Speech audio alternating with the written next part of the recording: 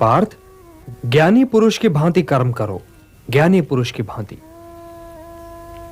नियतम कुरु कर्मत्वम कर्म ज्यायो यह कर्मणः शरीर यात्रा पिचते न प्रसिद्ध्येत अकर्मणः।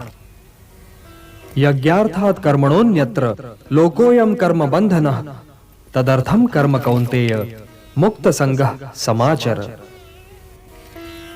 हे कौन्तेय, कर्म ऐसे करो जैसे यज्ञ किया जाता है, क्योंकि कर्म ही यज्ञ है और इसका स्रोत स्वयं अविनाशी ब्रह्मा है।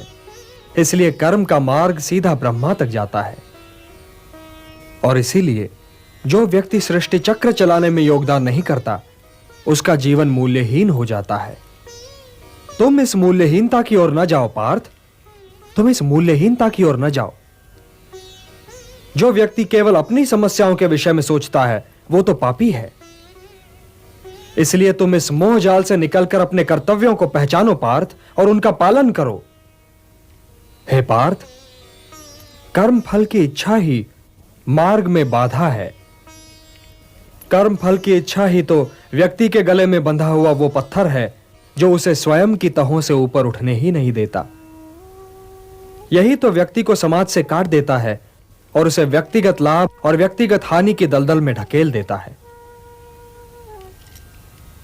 समाज तुम में नहीं है पार्थ, तुम समाज में हो। इसलिए लोक संग्रह और लोक कल्याण ही को अपना परम कर्तव्य मानो, क्योंकि जो समाज के लिए कल्याणकारी होगा वही तुम्हारे लिए भी कल्याणकारी होगा। जो कर्म लोक संग्रह के लिए होगा पार्थ, उसी के द्वारा तुम्हें सिद्धि प्राप्त होगी। व्यक्तिगत लाभ से तो पाप की गली निकलती है, क्योंकि वो तो स्वार्थ सिद्धि के लिए व्यक्ति को भटका देता है। और हे पार्थ, यह भी न भूलो कि तुम एक महान पुरुष हो और लोग तुम्हें दृष्टांत मानकर तुम्हारे पीछे पीछे काम और स्वार्थ के मार्ग पर चल पड़ेंगे, क्योंकि एक श्रेष्ठ व्यक्ति का आचरण तो दूसरों के लिए दृष्टांत बन ही जाता है।